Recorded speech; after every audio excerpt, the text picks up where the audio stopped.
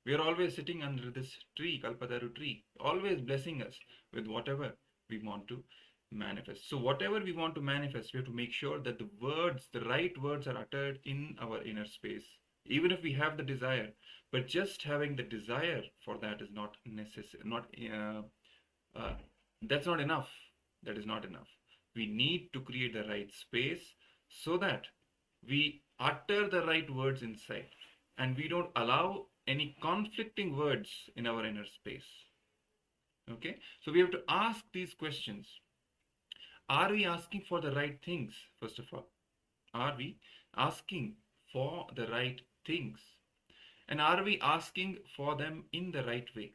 Right? If we have this question, let's say that I want to manifest a job, a very good job, but it's not happening to me. I want to manifest a lot of money for me, but it's not happening. I don't know. I'm trying all whatever I can, but it's not happening. We need to ask, first of all, are we really asking for the right things? We need to question, because many times we may, on the surface, it may look that we are asking for that thing, but deep inside, we may be asking for the opposite thing. And are we also, even if we are asking for the right thing, are we asking for it in the right way? And we'll be learning what is that right way to ask. So now we'll look deeply into these things, these two things, how to ask for the right thing and how to ask in the right way. So let's first start with one desire, right? We'll start with one desire, master this process, taking that one desire, making it into reality. And once we master this, we can simply replicate it to whatever we want to manifest. So today we will work only on one desire. So please take your notebooks and write down one desire that you want to work on today. Today's full day, let's give to this one desire that you want to manifest. Do not pick more than one. Just let's focus on one. You don't have to be insecure. No. This is my last chance, and whatever I want, I have to put everything here. You don't need to. You don't need to. Let's start with one. Once we master that, it is like you have now the key to open any lock. It's like the master key. So with this, you can manifest whatever it is that you want to manifest. So pick your notebooks, pen and paper, and write down that one desire that you want to manifest. And please understand, pick something that is important enough, because you are going to work on making this into reality. It has to be something that is right, just once you simply think about it, it should come up. It should pop up in your mind. It should be that important to you. Later on, you can, going on, ask Swamiji to make this desire into, you're going to ask Swamiji to make this desire into reality during the darshan. So pick something that is important to you. Later on, you should not think, oh, I wish I had picked something different. No. So right now itself, give a couple of minutes, think, and pick something that is very important to you. Also pick something that you have been working towards, something that has been difficult or been a struggle for you to achieve, right?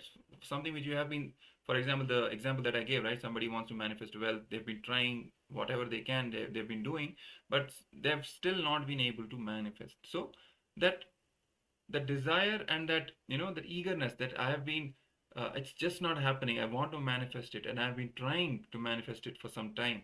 That kind of desire you have to pick. It can also be something you want, but you doubt your ability to get, or you have come to believe that it may not happen for you. There may be something that you wish to have, but either you have fallen into doubt that, I doubt whether I can even have it, or complete denial about it, that no, this is not going to happen for me. You can pick those desires, any one of those desires as well. For example, I want to have a happy relationship with my managers at work, but I don't think it is going to happen. Like complete denying the possibility. Think any of these desires. You can just scan your whole life. Whatever is popping up as the strongest candidate among all the possible, all the desires that you have, something that you've also been working on. So that struggle is also there. That urgency is also there. So pick any of those desires, because we are going to work on making that desire into a reality today. So let's take a few minutes and pen down that one desire. First think for at least 2 to 3 minutes. Sit and scan through all your desires and pick the one that is most important to you. Okay? All right. So let's now enter into this process. Let's continue writing.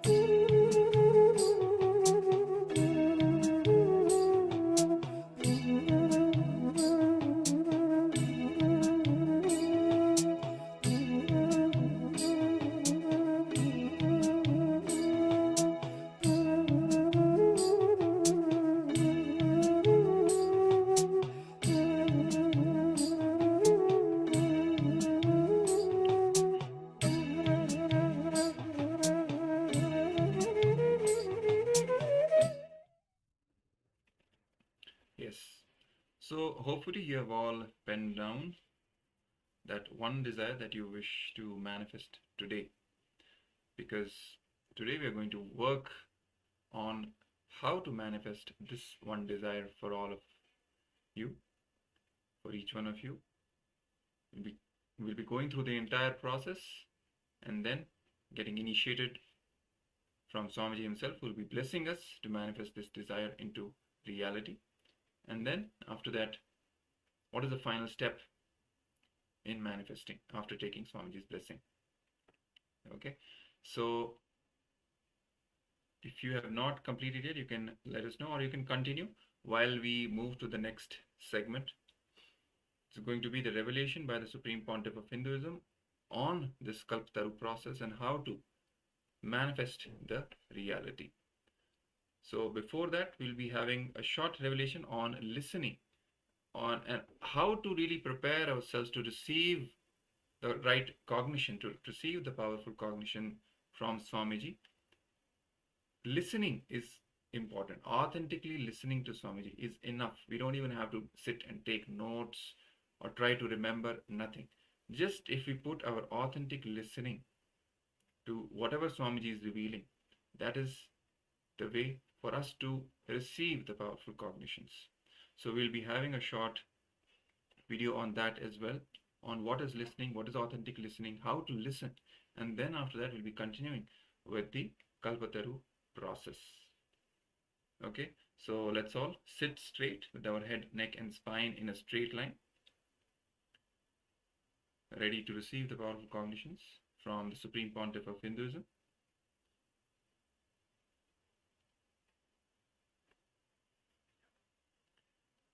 All right, let's watch.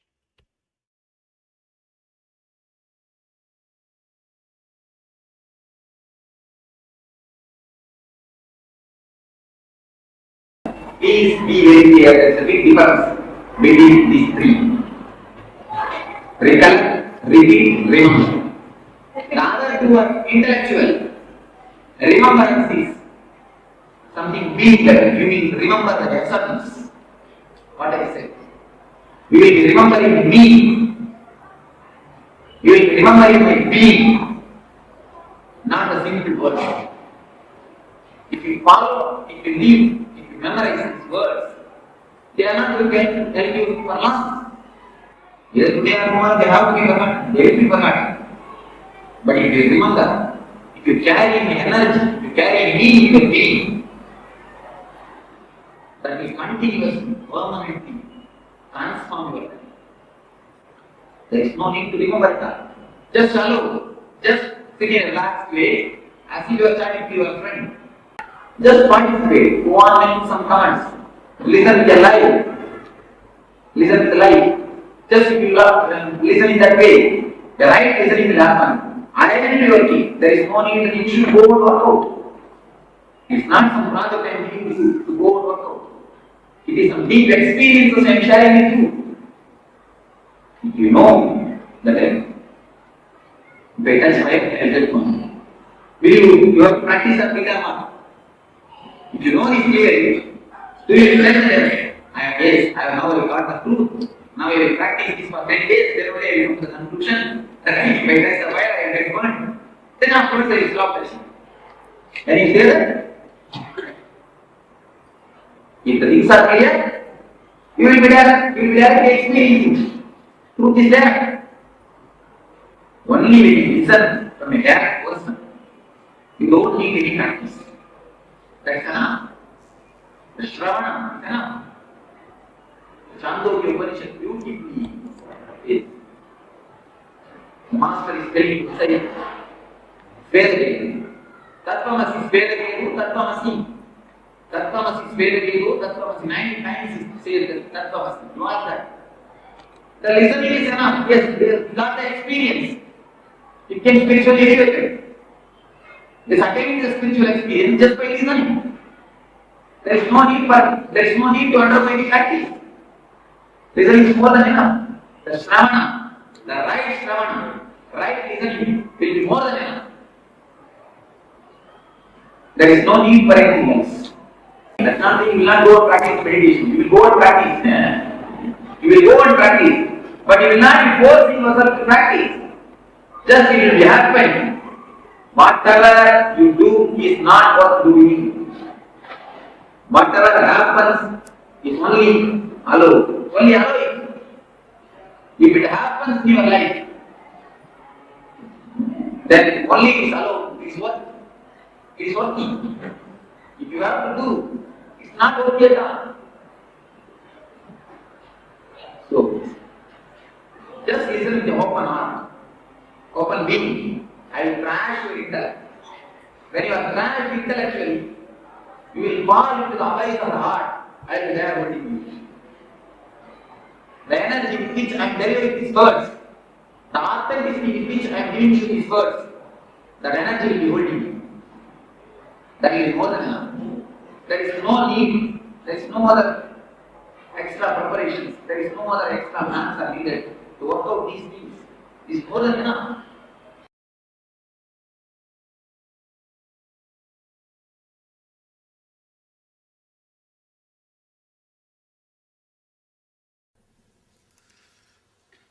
Swamiji is a seeker. If a seeker has a tremendous pull towards his goal, as you said, he or she would sacrifice anything beyond imagination to achieve his or her goal. But if there are strong obstacle in his way, the seeker gets helpless. How would you pull him out? You said trust whatever I say. Swamiji, please explain. Out of you, I'm not able to understand what he...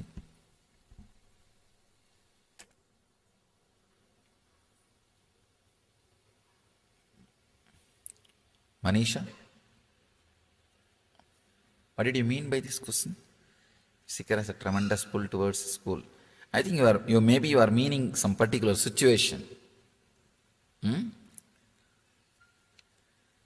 If you write little more elaborate on this question, I can answer, because if a seeker has a tremendous pull towards his goal, as you said, he or she would sacrifice anything beyond imagination to achieve his or her goal. But if there are strong obstacles in his way, there is no such thing as strong obstacles. It is just the mind playing two games, you see.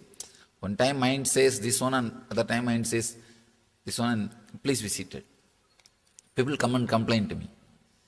Swamiji, in all spiritual organizations, so much politics is there. In your organization also politics is there. What to do? I tell them, to create politics you don't need two people. One person is enough. Morning you will be in one mood, evening you will be in another mood. So politics between himself.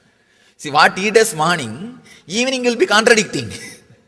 So to create politics you don't need two person. One person is enough. So anywhere single individual is there, politics will be there.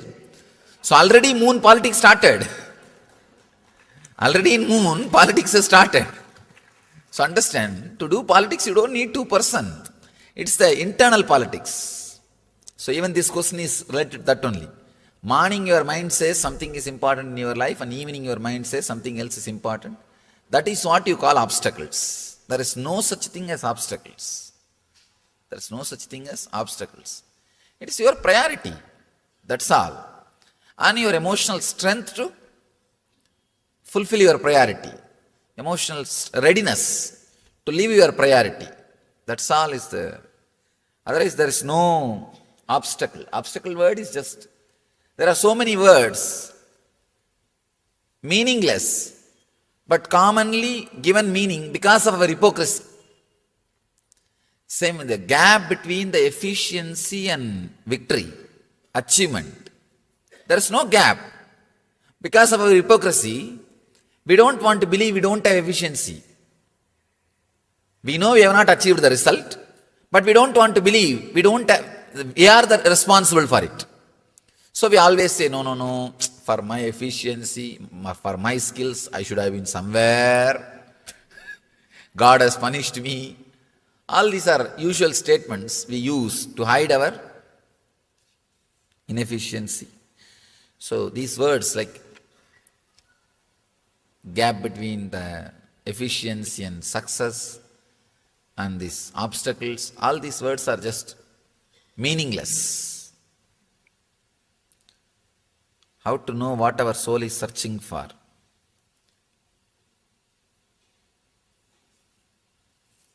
Please understand, anything you seek, maybe I can give this simple technique, you will really experience and find out what you are seeking for. For example, if you are working now to achieve some desire, why are you working? To achieve something, not just to get your food and stay. Most of you don't have to work just for food and stay. You are working active, still alive for something else. See, when that happens to you, when you achieve that, how your mind is behaving, how your mind is suddenly shifting. Just experience 2-3 times what you want. When you experience what happens inside you, suddenly you will see you are not seeking what you are seeking. You are not seeking what you think you are seeking. If you think you are seeking just relationships or money or some comfort or anything, when you achieve that, just see how you feel. Suddenly you will see. Just 2-3 times, be aware when you experience what you wanted. You will understand what you are really seeking for. All of us, whether you want or not, whether you understand or not, directly or indirectly, seeking a feeling of fulfillment, which you lost when you started feeling individual identity. By the age of 10 or 11, usually the person starts feeling an individual identity. From that time only, you start feeling that unfulfillment. From that moment, we are seeking only that back.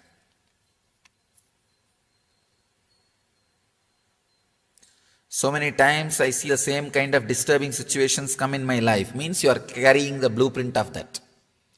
Straight away you are responsible. Nobody else is responsible. If it's an accident, even for accident we are only responsible. To tell you honestly, even for accident, we attract accidents. Please understand, I am not insensitive towards your suffering. I am not talking irresponsibly. I am talking responsibly. Even your accidents you are attracting. You may say, how can it be, Swamiji? I was driving in the right lane, that fellow came and dashed. How can you say that I am attracting? Please understand, there is no effect without cause. There can't be anything without your silent permission. In the inner space, all of us, see, whenever after a certain incident, the result is liked by you, you call it as miracle and you are responsible. If that aftermath is not as you feel comfortable or connected or happy, then you say it is accident and you are not responsible. That's a drama we play. It's just hypocrisy. Whether you like or not, understand or not, it's a very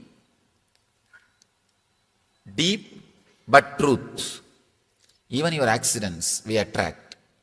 We attract our accidents. I can quote many incidents. Even the one incident can quote. Many times you would have heard from this from me. Because I am seeing 70% are regular devotees. Only 30% I am seeing new faces. But at least for the 30%, I'll repeat this incident. This happened in USA. One 4-5-year-old child was brought to me for autism, to heal. Child was having autism. So they brought the kid to heal. He was born and brought up in Telugu family, settled in USA. They brought the child and they asked me, Swamiji, please heal the child. And he is suffering. He can't talk. And disturbed child. I put my hand on the head and started healing. The moment the energy started entering his system, he started speaking straight away in Tamil, not even in Telugu. They say, impossible, Swamiji. The whole family says, none of us know Tamil. Neither our relatives or none of us know Tamil, and he is very clearly speaking. First of all, he can't speak.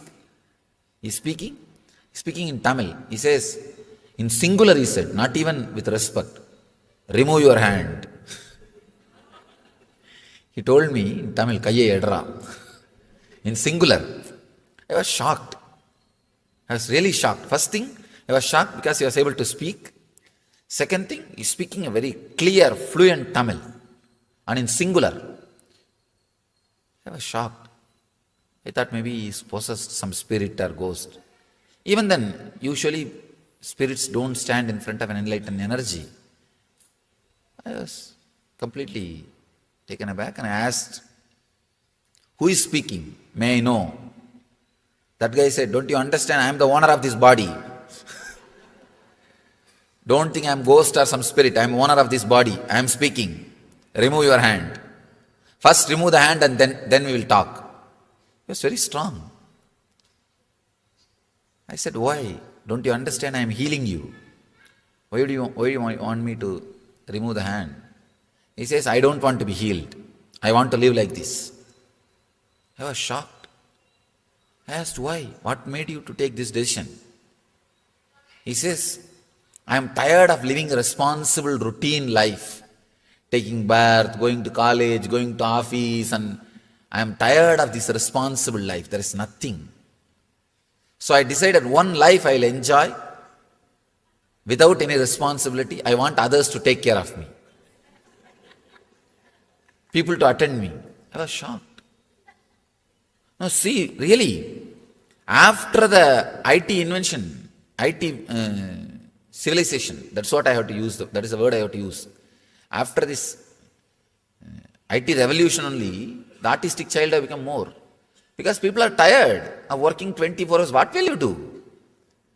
Unnecessarily creating infrastructure without enjoying. Now, I am not saying reduce GDP. No. I am saying learn how to live also. You will actually be more productive, more creative, and you will be enjoying also. I have seen these countries too much oriented towards working. Those countries are suffering tremendously with depression and this kind of kids. Because souls are becoming tired of working. They say two lifetime we worked as a IT software professional, now let me become artistic child. No, really, I don't want to work anymore. These kids are taking this kind of decision. Anyhow, if you understand little deep mystic truths, you may understand what I am saying. But the incident itself is truth. Please understand. The incident I am reporting as it happened, without mixing anything, without adding or reducing. I may be giving my commentary, my interpretation, but incident itself happened as it is. Let me finish the incident. Then I asked him, all right, you wanted to rest and live an irresponsible life. Okay. But what about your parents? They are good people. They are suffering. Why did you take birth to them? They are very good people. He says, I took birth to this couple because they are very good people. They will take care of me. Somebody else may put me in some residential school or somewhere else. They may put me in some residential houses, homes, to be taken care. I know these people are good people. That's why took birth in their family. Actually, usually, whatever you read intellectually, here as an intellectual truth, sometimes some incident will make that as a reality, experience. Some incident suddenly will make the truth as a click in your life. Something will click. You know, God, what that Swami said or what that book says is true. You will experience. Same way, I have read many places. You are authority of your life. You make decisions. All these things I have read. When you take birth, you choose your parents. All those things I have read in many Upanishads and books. To tell you honestly, I don't believe whatever I read. I may tell others to believe, but I don't believe. I don't believe. But when this happened, it was such a strong click for me.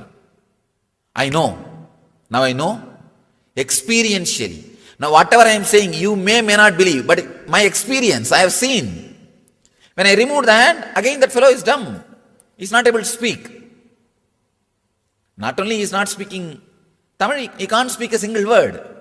If I put the hand again on his head and ask any question, he answers. It's my experience. Shocking, mystical, but truth is very clear. When he speaks, very clearly he is uttering the words. Only thing he is uttering in a singular abusive language. Because he is very tired. Retired, he wants just retirement. Tired, want to retire, irritated, stressed, but doesn't know how to retire eternally. How to retire. So, instead of, for example, if I want to leave this space, I can just get up and walk. Instead, trying to commit suicide. Unnecessary. That's what the child has done. That's what the child has done. If he wants to rest, he can just relax by reducing the engrams, samskaras. But he doesn't know the technique. So he reduces the expression part. He reduces the possibilities of expression. Like taking birth as a physically or mentally handicapped child. Please understand, if you are also piling up stress and unable to handle the life in a balanced way, there is every chance you will take this kind of decisions. So don't wait to meditate. Don't wait to get rid of the stress. Don't wait to get rid of the emotional pains. Don't wait to heal yourself. It is time. Now I am not threatening you. I am not threatening. I am just sharing my experience. Anyhow, this incident taught me a great truth. Even if it is an accident, we are responsible. Many times when people ask me, Swamiji, you say it's our karma, we are responsible. But how about kids having cancer? 5-6-year-old kids having cancer, having diseases. How can they be responsible? What sin they have committed? Now I know the answer. Now I know the answer. That incident, it was a real strong click. Very strong click. Whether you want or not, understand or not, we are responsible. We attract. Anything in our life we attract, we are responsible for it. So, as you say, so many times I see the same kind of disturbing situations to come in my life. We are responsible. Change the blueprint. It may take little time and energy, but you have to. It is just like if you become overweight, if you put on weight, you work for 6 months to reduce and bring it to balance. Same way, you accumulated too much of samskara, too much of engrams. So work for 6 months, take it as a project. That's all. But the problem is weight everybody can see. So you feel compelled to reduce. The engrams nobody can see. So you think, oh, I am okay. I am comfortable. It's okay. That's the only problem. But take it as a project. That's the only way. Seeker has a tremendous pull towards school. I think maybe you are meaning some particular situation. If you write little more elaborate on this question, I can answer, because if a seeker has a tremendous pull towards his goal, as you said, he or she would sacrifice anything beyond imagination to achieve his or her goal. But if there are obstacles, strong obstacles in his way, there is no such thing as strong obstacles. It is just the mind playing two games, you see. One time mind says this one, and other time mind says this one, and please be seated. People come and complain to me. Swamiji, in all spiritual organizations, so much politics is there. In your organization also politics is there. What to do? I tell them, to create politics you don't need two people. One person is enough. Morning you will be in one mood, evening you will be in another mood. So politics between himself. See, what he does morning, evening will be contradicting. So to create politics, you don't need two persons. One person is enough. So anywhere single individual is there, politics will be there. So already moon politics started. Already in moon, politics has started. So understand, to do politics, you don't need two persons. It's the internal politics. So even this question is related to that only. Morning your mind says something is important in your life, and evening your mind says something else is important. That is what you call obstacles. There is no such thing as obstacles. There is no such thing as obstacles. It is your priority. That's all. And your emotional strength to fulfill your priority. Emotional readiness to live your priority. That's all is the. Otherwise there is no obstacle. Obstacle word is just, there are so many words, meaningless, but commonly given meaning because of our hypocrisy. Same with the gap between the efficiency and victory, achievement. There is no gap. Because of our hypocrisy, we don't want to believe we don't have efficiency. We know we have not achieved the result, but we don't want to believe we are responsible for it. So we always say, no, for my efficiency, for my skills, I should have been somewhere. God has punished me. All these are usual statements we use to hide our inefficiency. So these words like gap between the efficiency and success and these obstacles, all these words are just meaningless. Please understand, there's no effect without cause. There can't be anything without your silent permission. In the inner space, all of us, see, whenever after a certain incident, the result is liked by you, you call it as miracle and you are responsible. If that aftermath is not as you feel comfortable or connected or happy, then you say it is accident and you are not responsible. That's a drama we play. It is just hypocrisy. Whether you like or not, understand or not, it's a very deep but truth. Even your accidents, we attract. We attract our accidents. I can quote many incidents. Even the one incident can quote. Many times you would have heard from this from me, because I'm seeing 70% are regular devotees. Only 30% I'm seeing new faces. But at least for the 30%, I'll repeat this incident. This happened in USA. One 4 or 5-year-old child was brought to me for autism, to heal. Child was having autism, so they brought the kid to heal. He was born and brought up in Telugu family, settled in USA. They brought the child and they asked me, Swamiji, please heal the child. And he is suffering. He can't talk and disturbed child. I put my hand on the head and started healing. The moment the energy started entering his system, he started speaking straight away in Tamil, not even in Telugu. They say, impossible, Swamiji. The whole family says, none of us know Tamil. Neither our relatives or none of us know Tamil. And he is very clearly speaking. First of all, he can't speak.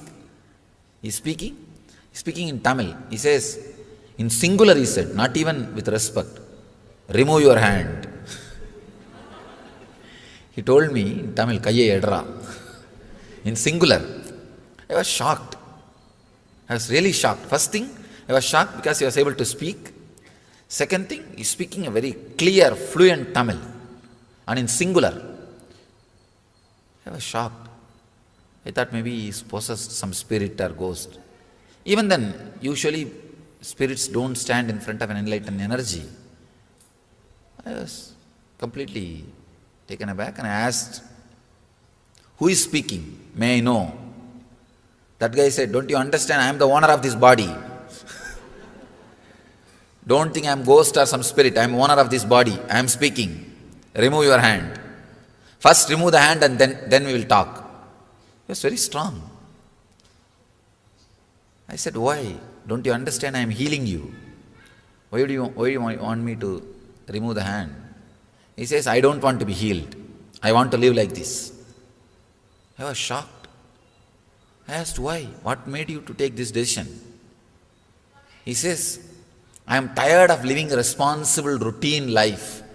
Taking bath, going to college, going to office, and I am tired of this responsible life. There is nothing. So I decided one life I will enjoy without any responsibility. I want others to take care of me.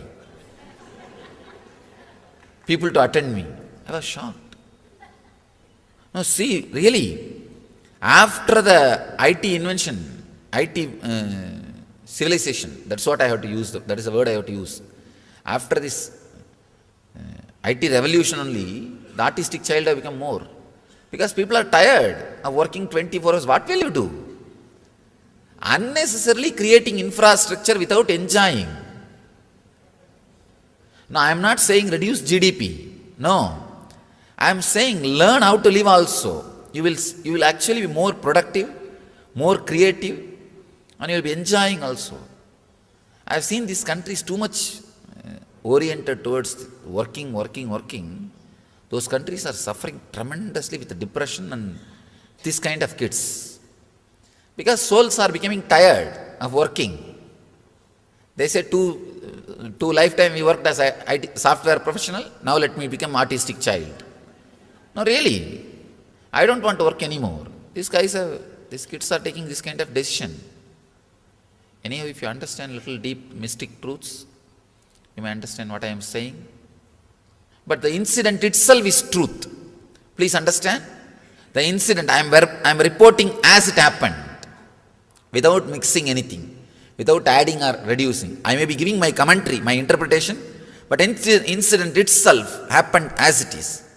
Let me finish the incident. Then I asked him, all right, you wanted to rest and live an irresponsible life.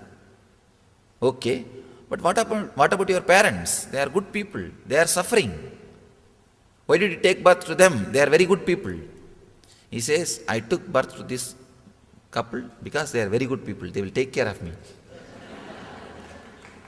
Somebody else may put me in some residential school or somewhere else.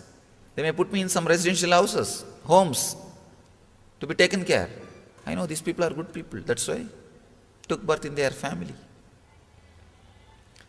Actually, usually, whatever you read intellectually, here as an intellectual truth, sometimes some incident will make that as a reality, experience.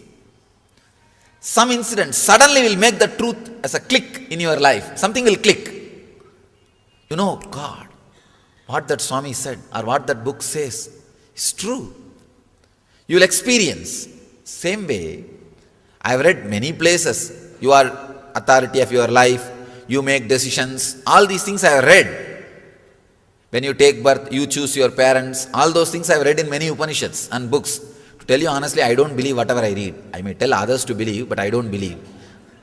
I don't believe. But when this happened, it was such a strong click for me. I know. Now I know. Experientially. Now whatever I am saying, you may not believe, but my experience, I have seen. When I removed the hand, again that fellow is dumb. He is not able to speak. Not only he is not speaking Tamil, he can't speak a single word. If I put the hand again on his head and ask any question, he answers. It's my experience.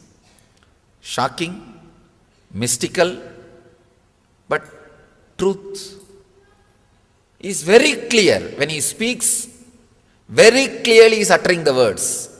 Only thing he is uttering in a singular abusive language. Because he is very tired. Retired, he wants just retirement.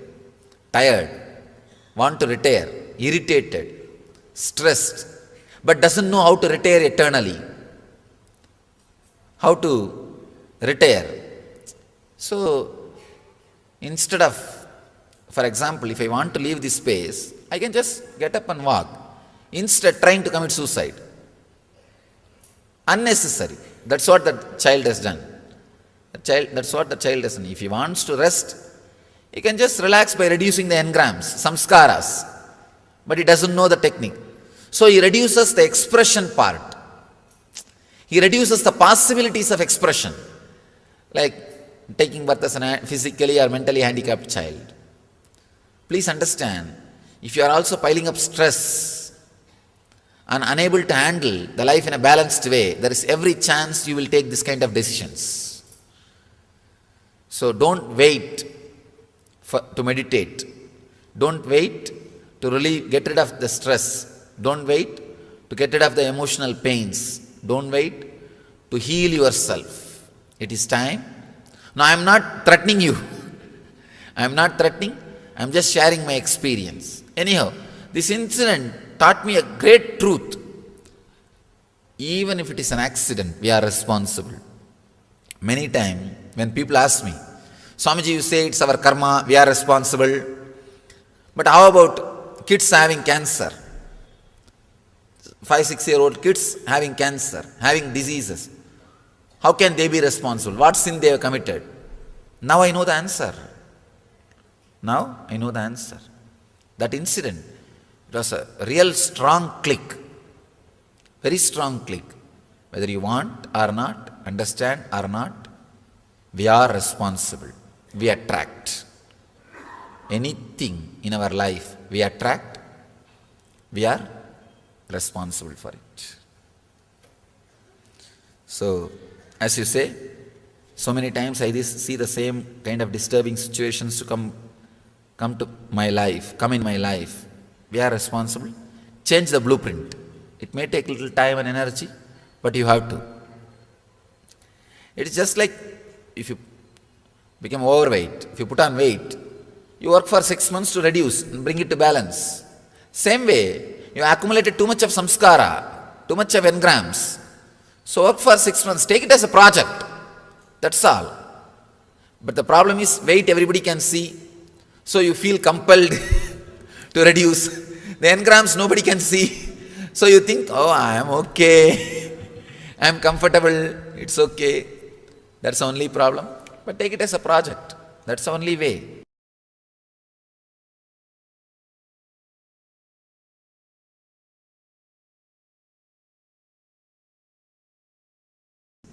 Let me introduce the word Kalpadaru.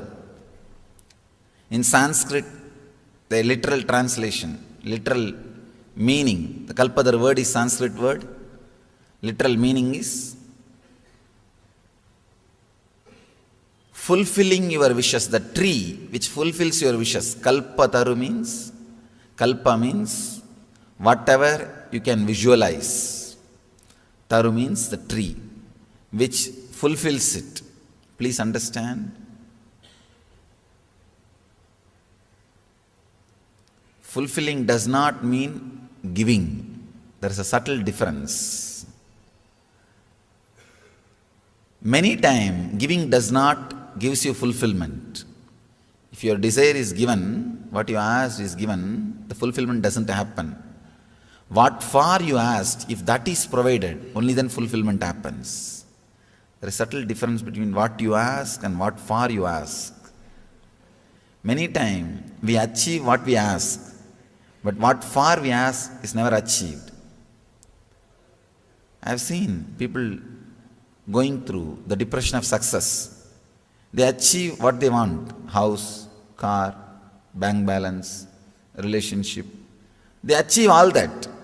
But what for they want to achieve, that they are not able to achieve. Because whenever you wish for something, you always have a feeling, if I achieve this, I'll be settled. If I achieve this, I'll be settled. But after achieving that object, suddenly you realize, you are not settled. You are not fulfilled. That's what I call depression of success. I've seen so many people, before achieving something, they think if I achieve that, I'll be completely fulfilled and settled. But after achieving, they are in opposite mood.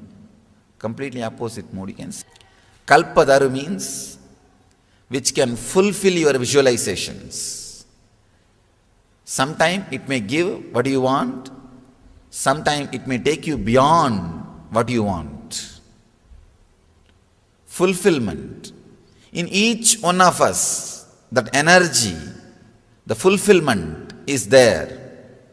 These are all, please understand, I am not repeating the same old things which you heard or read in books. When I am saying, I am responsible for it. But now, when I say, this fulfillment is inside you, I am responsible for my words. You can ask me. I am responsible for what I am talking. So please understand, I am not repeating from any book. I am not repeating from any theory. Whatever you listen from me, I am responsible for it. You can take, you can very clearly understand, I am responsible for what I am talking. The fulfillment is inside you. It is there. And we have experienced. Even now, rarely we experience. One big problem is, human beings when they walk, they leave their footprint. The birds don't leave their footprint. Same way, suffering leaves samskara, engram, memory in you. But fulfillment, which you experience in your life, rarely doesn't leave footprint, doesn't leave any memory inside you. That is why you don't remember the moments when you experienced fulfillment. But you can always recall the moments which you experienced suffering. The painful moments you can always recall and remember, recollect, cherish. That's what we are doing whole day.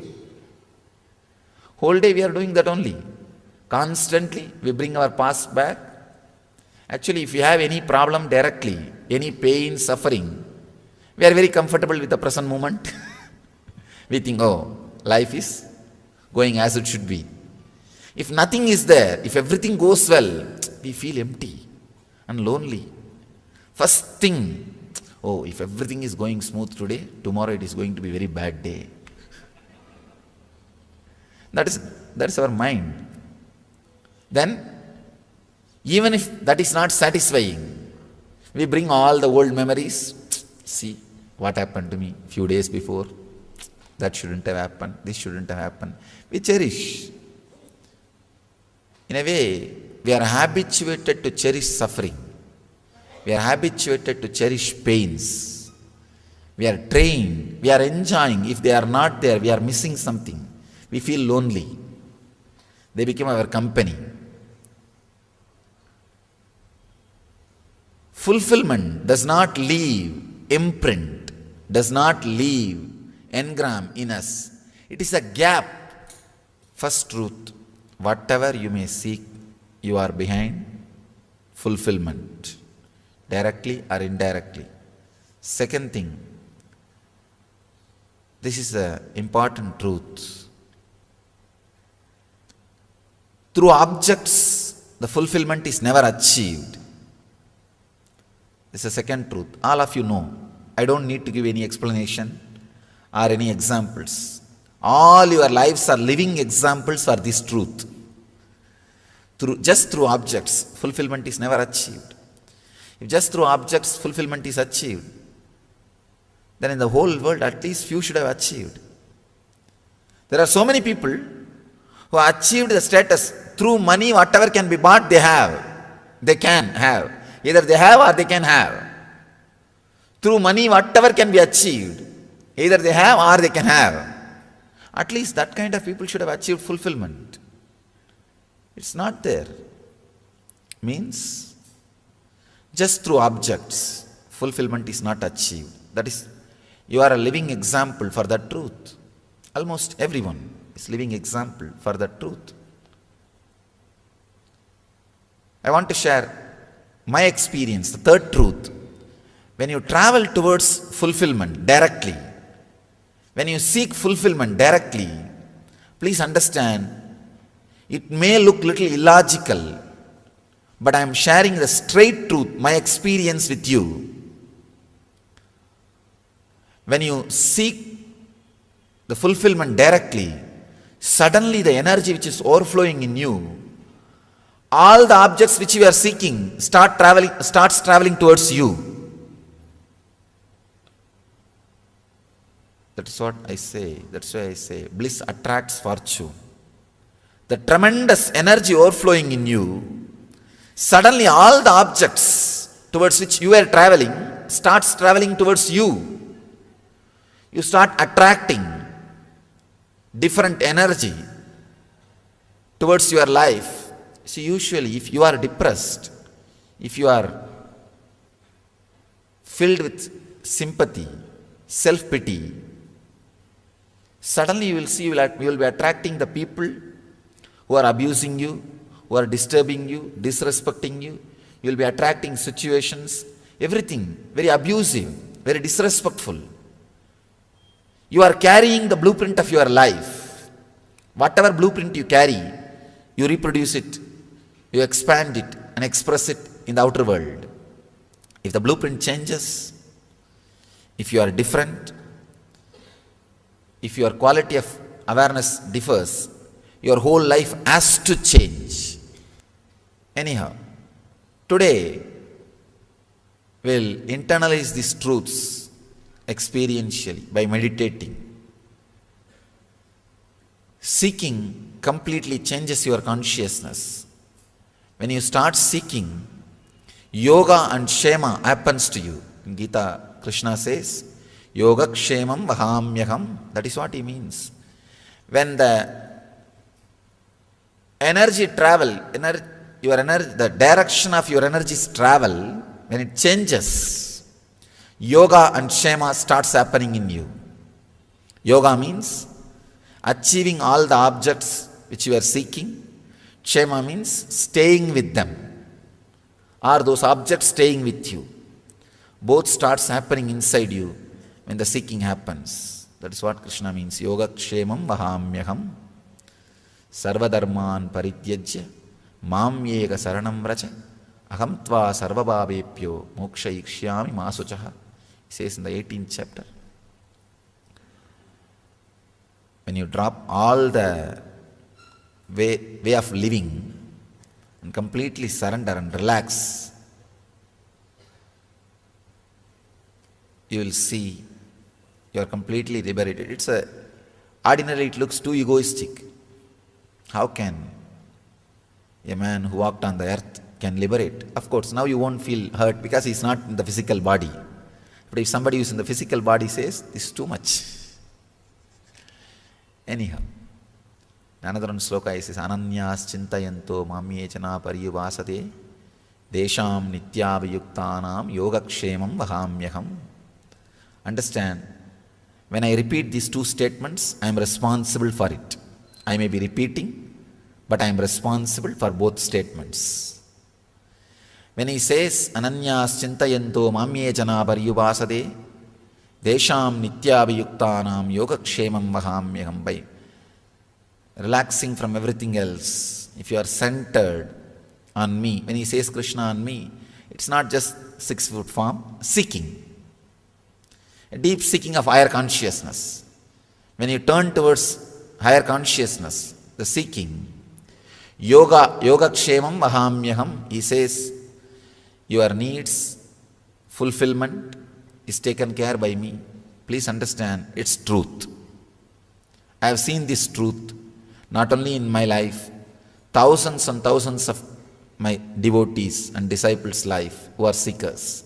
When they turn towards seeking, the whole energy of the life becomes different. So these are the few truths I wanted you to remember. First thing, whatever you are seeking in your life, if you think wealth or love or relationship or anything you may seek, you are seeking fulfillment. Maybe indirectly, but you are seeking fulfillment. Second thing, through objects, fulfillment is not achieved. Third thing, when you seek the fulfillment directly, objects run behind you. World and the objects are just like the shadow. If you are running behind, you will never be able to catch it. If you are taking care of your responsibility, it will be there running behind you. So change the direction, you will see world is behind you. Just understand and internalize these few truths. We'll enter into the meditation technique to internalize these concepts, to awaken the seeking.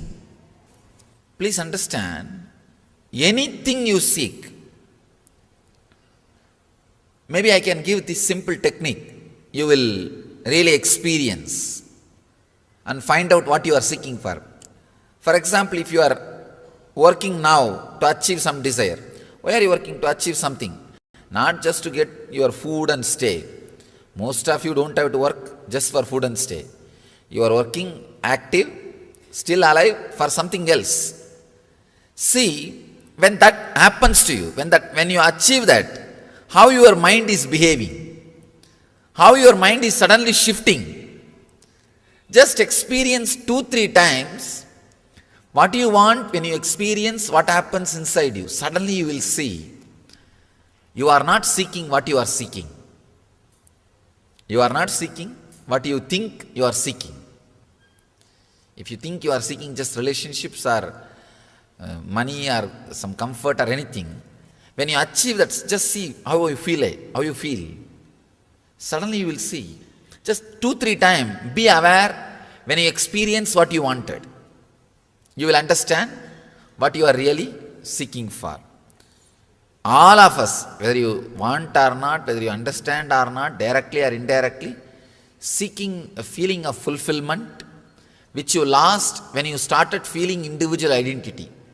By the age of 10 or 11, usually the person starts feeling an individual identity. From that time only, you start feeling that unfulfillment. From that moment, we are seeking only that back.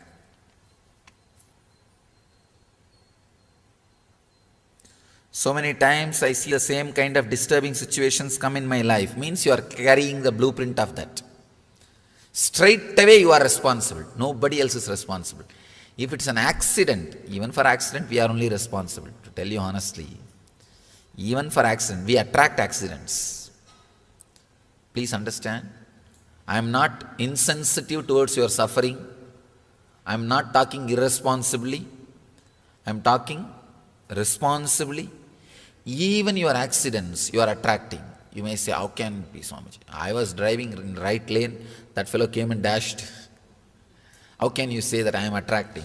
So, as you say, so many times I see the same kind of disturbing situations to come in my life. We are responsible. Change the blueprint. It may take little time and energy, but you have to.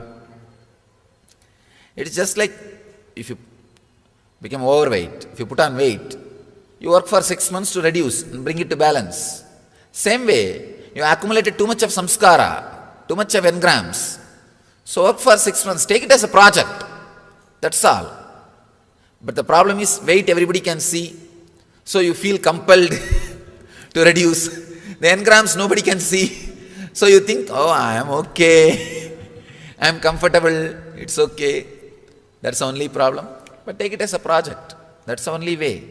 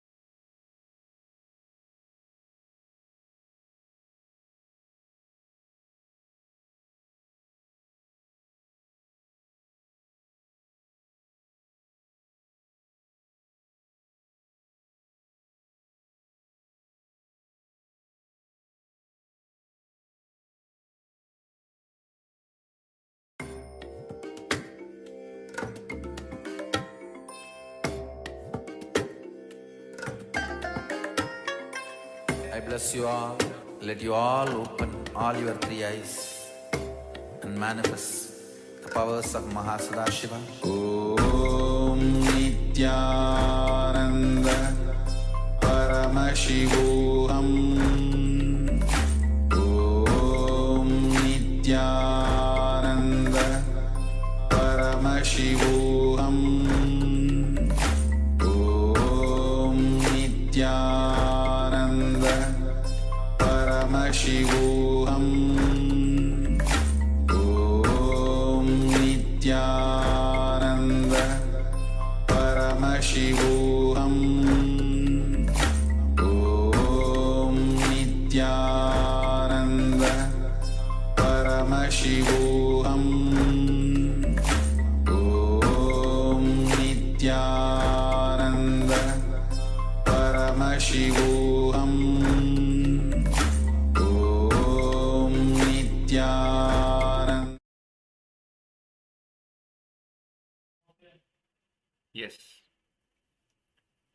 So after this wonderful revelation by the Supreme Pontiff of Hinduism on the Kalpataru process, how to manifest the reality, giving an introduction to the process of Kalpataru.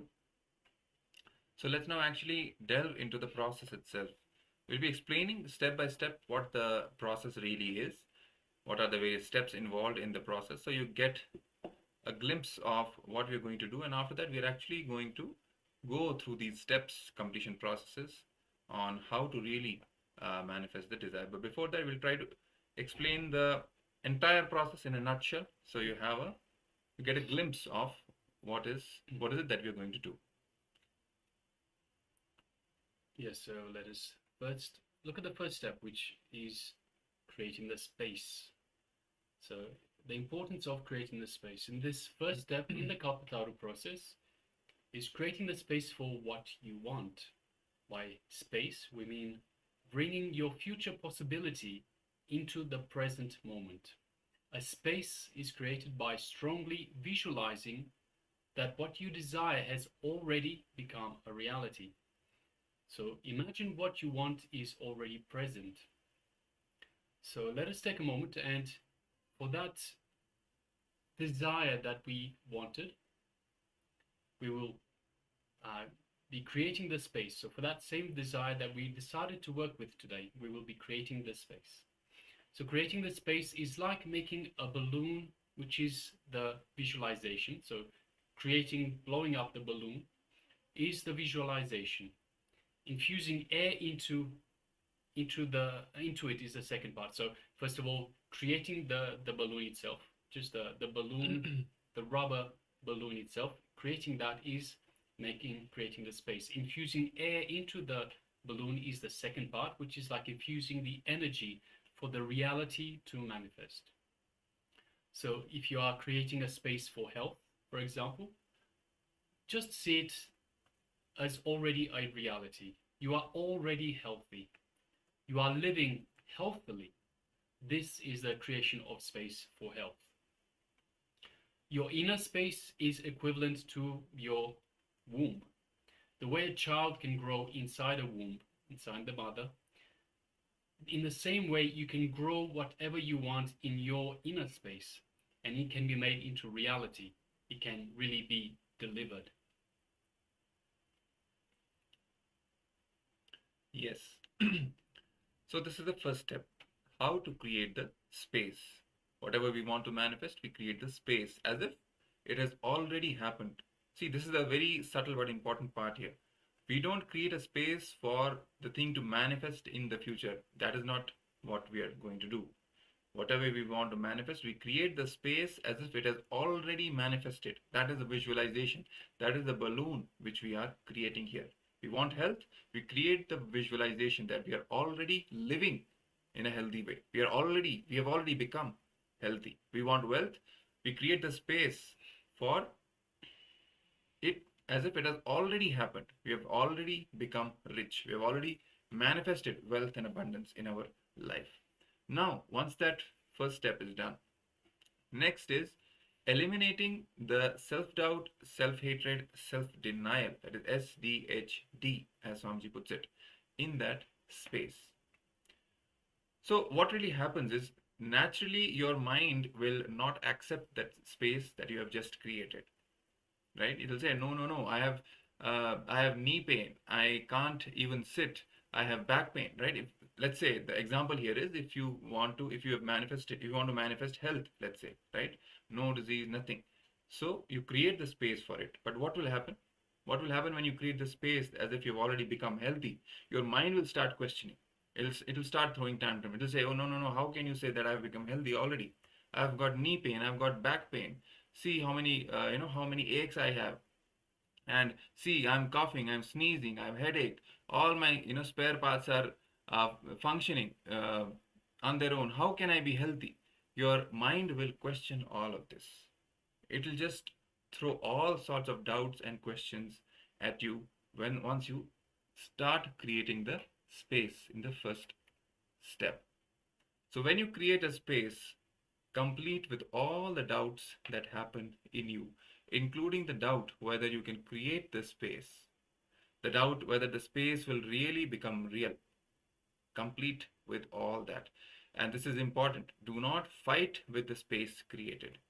Take responsibility for the space you created. If you have created a space that you will be completely healed, you will become healthy, don't fight with it. Don't challenge it. Take responsibility for it and act from that space of responsibility. That is very important for us to understand.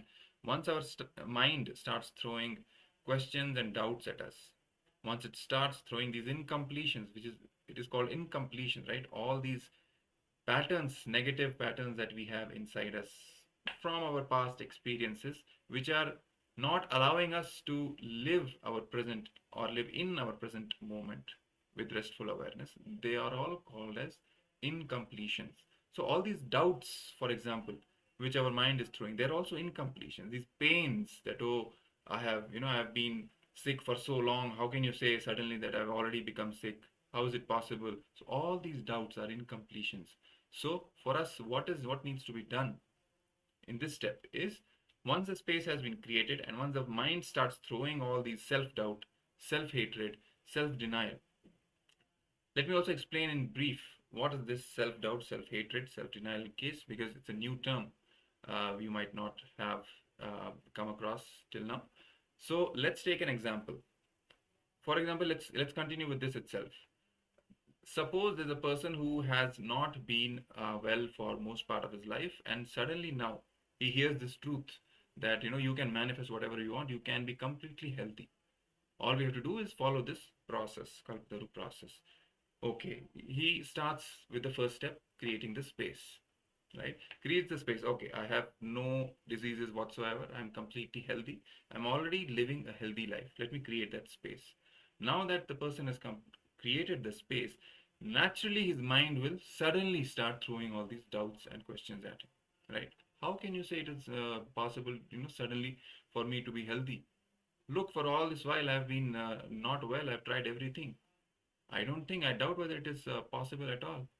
Now, in this all sets of incompletions, where the mind is saying, I am not sure whether this is going to happen or not. I doubt it, which this is called as self-doubt, right? All those statements or all those words where the mind says, I don't really think I really deserve it. Those kinds of things. I don't think it is, it's for me. Maybe for someone else, but not for me. These kinds of statements constitute as self-hatred. You really don't, it's like you don't think that you should even have it. That is called as self-hatred. Then comes self-denial, where we completely deny even the possibility of it happening. It's like, okay, maybe, everyone, maybe for their situation it is possible, somebody's, but for me, no, it's not possible. It is by birth I'm having it, or there is so many, it's so complicated. No, it's just not possible for me. It's not for me. Let me look into something else. These types of statements are known as self-denial. All of these, self-doubt, self-hatred, self-denial together, are nothing but incompletions sitting in our inner space.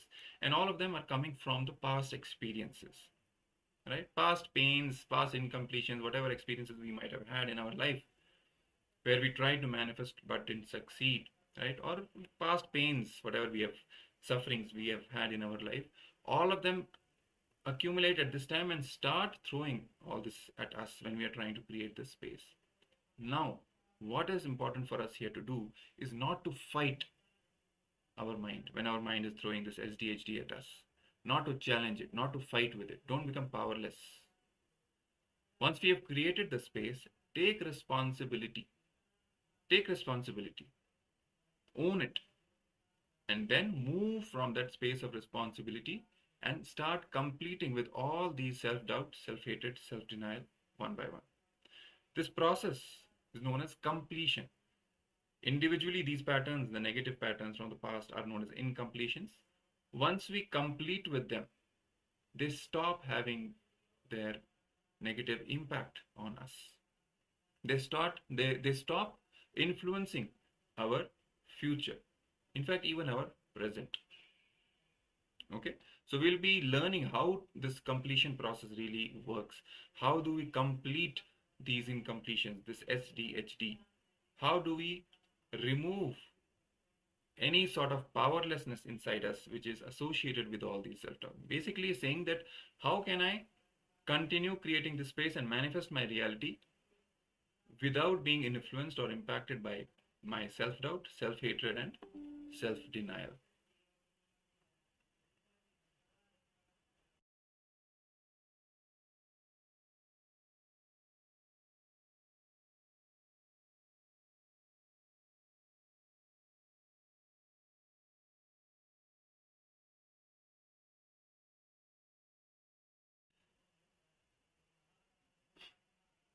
Okay, so this is the second step. Once we create the space, and then when our mind starts throwing the SDHD at us, when we face our incompletions from the past, our SDHD, self-doubt, self-hatred, self-denial, then we complete with the SDHD.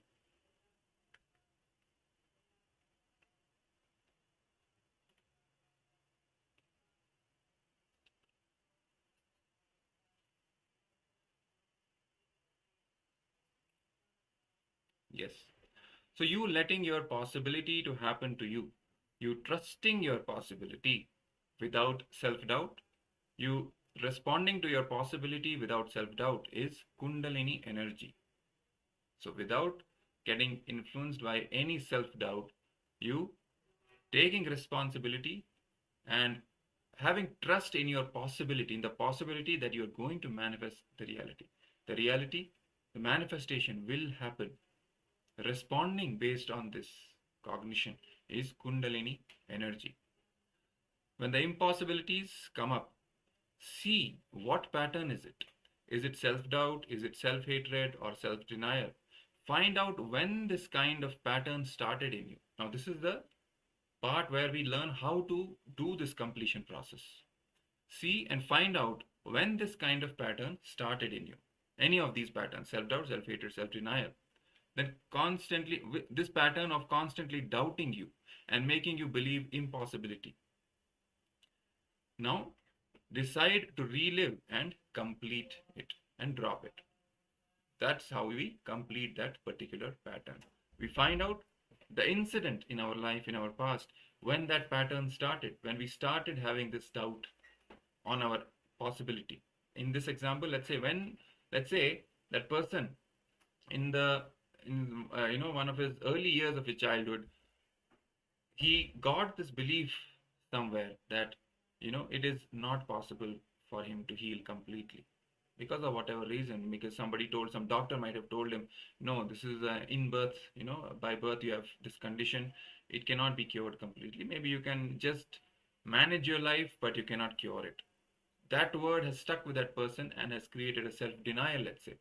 It is just not possible to cure it, So that pattern, you have to go back to that incident. When that doctor uttered those words to that individual, go back to that incident. What kind of impact it created on that person? Let's say on you, in your case, whatever example it is for you, whatever incident it is for you, go back to that initial situation.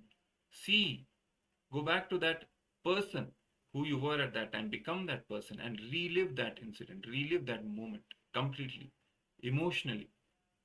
And once you relive that incident completely, you release all the emotions or the negativity that is associated with this pattern of self-denial. And that is how this whole pattern is completed. Okay, and once you complete that pattern, you just drop it. It gets removed from your inner space. So the next step, after completing with your self-denial, self-hate, and self-doubt, which is a very important step, the next step is to recreate the space. So the space itself is like a balloon, and self-hate, self-denial, self-doubt are like little holes that have drained the air out of the balloon. Don't you throw away the balloon with holes in them and get a new balloon? Similarly, after completing with the self-doubt, self-hate, self-denial, you have to recreate the space. So do not forget this important step. So we need to recreate. So to start off with, we've created the space. We've said, okay, this is what I want to do. Then we've identified there's all these patterns in me, all these patterns that are stopping me from making this a reality. All this self-doubt, self-hate, self-denial. So once we've removed all these from ourself, from all these patterns, we've completed with it. We've relived and relieved all these patterns. We've dropped them away. Now we need to recreate that very space. We recreate the space from the right context, from the right space, without having any of these limiting patterns, limiting thoughts, limiting engrams. So it is a very important step. So after completing with all the self-doubt, self-hate, self-denial, we have to recreate the space from the right context. Decide to hold on to this new space that you've created as a reality for your life. You can align all your thoughts, all your actions, all your feelings, and your entire life to this reality. You will see simply the space you created will just radiate itself and become reality in your life. So once you create the space, you recreate the space from the right cognitions without any limiting patterns, then align all your thoughts, all your actions, all your feelings, align your entire life to this reality, and it will just simply happen.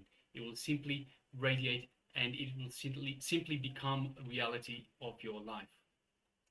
Especially so when the Master, when the Supreme Pontiff of Hinduism himself blesses, his integrity, his authenticity, and his responsibility is like Ganga entering into a well.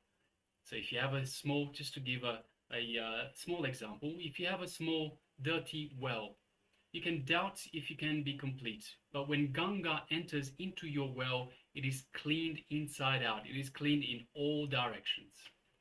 So similarly, when the Master blesses, it is like that, like the Ganga entering into your well. It is simply going to happen. So the next step is the Kalpataru Darshan. So have the Darshan of the Supreme Pontiff of Hinduism. So this is where the Supreme Pontiff of Hinduism, the incarnation, plays his part in the process. In this step, which we just mentioned, Swamiji gives you the blessings, expresses your desire verbally. This does two things. First of all, through his presence alone, just by a single look, just by looking at you, the Supreme Pontiff of Hinduism, Swamiji will awaken your Kundalini energy. This is what is called Nithyananda Dīkṣā, initiation through seeing. At times, the Supreme Pontiff of Hinduism may conduct a meditation to awaken your Kundalini, but through Nithyananda Dīkṣā, through a simple look, just one look, is initiating you, is awakening you, your very Kundalini energy. Second of all, the Supreme Pontiff of Hinduism removes all cosmic obstacles to your desire by saying Tathastu, which means so be it. So in the previous steps, we remove the self-doubt, self-hate, self-denial. This is what we do on our side. But the Supreme Pontiff of Hinduism removes all cosmic obstacles for your desire by saying Tatastu, it will happen. This is a cosmic blessing. Since the Supreme Pontiff of Hinduism lives in the space of oneness with the entire cosmos, he is able to say yes on behalf of the cosmos. The very strength of his integrity also gives him the power of words, which we name as Vak Siddhi. Vak is words, Siddhi is the power. So just his very integrity gives him the power of words, the Vak Siddhi. And when he says yes to something, the entire cosmos says yes to something, to that very something. The cosmic forces simply move to remove all obstacles in its way, and it will happen. Yes. So now, after we receive the darshan and the initiation by the Supreme Pontiff of Hinduism, now after this, what is the next step? Take responsibility and act. See, first step, we created the space. Second, now that all SDHD came up, we completed with all that SDHD, right? That whole completion process, relieving all the SDHD, completing with it and dropping it. That was step 2. Step 3, we recreated the space, right? Recreated the space for the manifestation. Then after that, we received the initiation from the Supreme Pontiff of Hinduism, infusing his energy in our inner space, removing all the cosmic obstacles. Now, once we have received the initiation, what is the thing for us to do? What do we have to do after that? Do we just sit back and relax? Okay, now Swamiji has blessed us and there's nothing for us to do now. Space has been created, he has blessed, that's it. Is that so? No. Next step is the most important now. Take responsibility and act.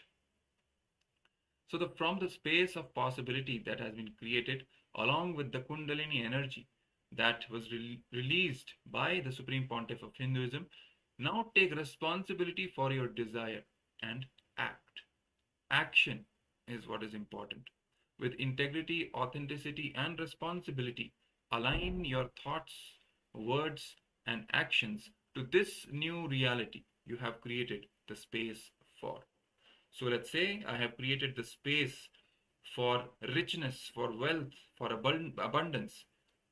Now is the time for me to act in alignment with this space. All my words that I am uttering, all my thoughts that I am thinking, all my actions, the way I am acting, moving, whatever decisions I am making, whatever I am doing, everything has to be aligned with this space that I have already manifested wealth. I have to talk the way as if I'm already rich. I have to start talking that way. I cannot talk that I will become rich. No, because the space that we have created is that I've already manifested richness. So I have to start talking using the same word that I'm already wealthy, I'm already rich. Let's live life this way now, right? All my thoughts have to be aligned this way. All my actions have to be aligned in this way.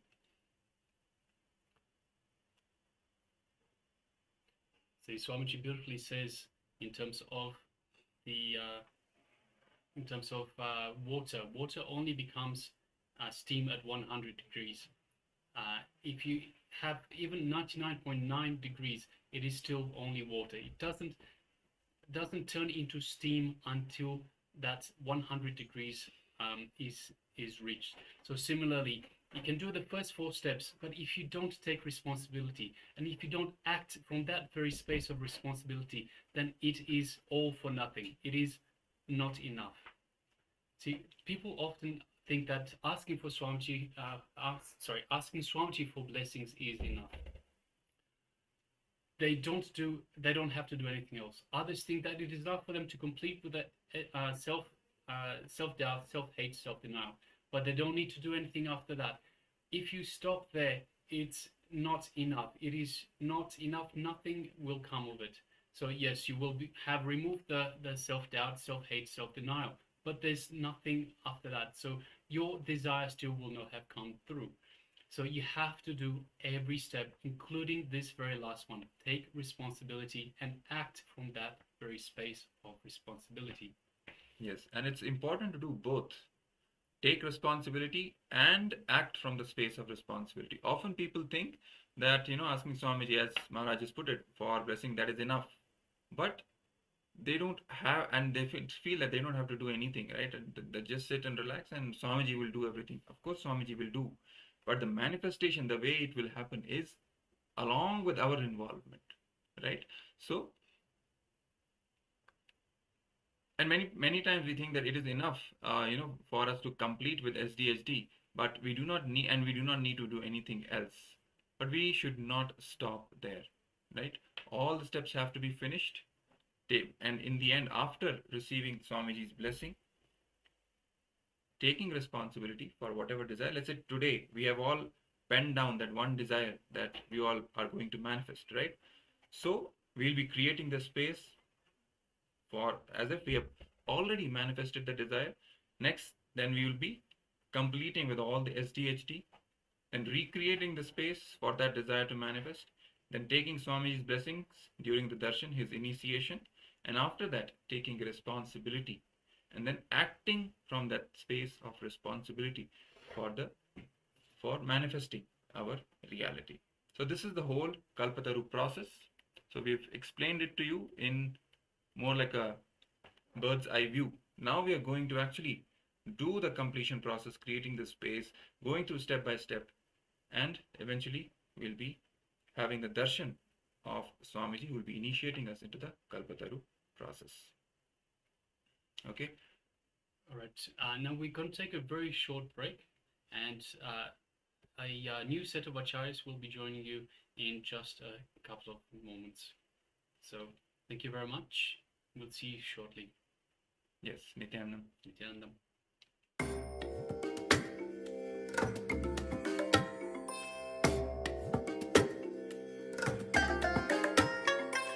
I bless you all. Let you all open all your three eyes and manifest the powers of Mahasudashiva. Om Nithyananda Paramashivoham. Om Nithyananda Paramashivoham. Om Nithyananda Paramashivoham. Om Nithyananda Paramashivoham. Om Nithyananda Paramashivoham. Om Nithyananda Paramashivoham. Om Nithyananda Paramashivoham. Om Nithyananda Paramashivoham. Om Nithyananda Paramashivoham. Om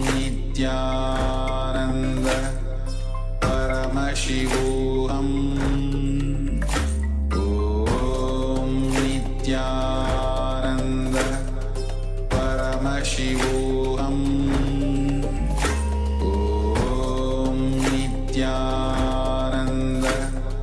Paramashivoham. Om Nithyananda Paramashivoham.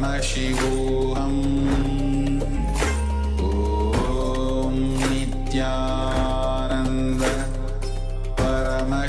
Paramashivoham.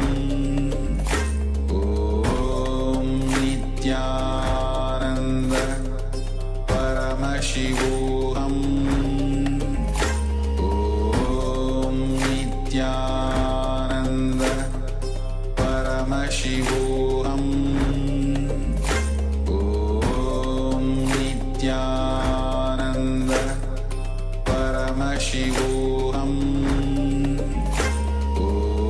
Om Nithyananda Paramashivoham. Om Nithyananda Paramashivoham. Om Nithyananda Paramashivoham. Om Nithyananda Paramashivoham.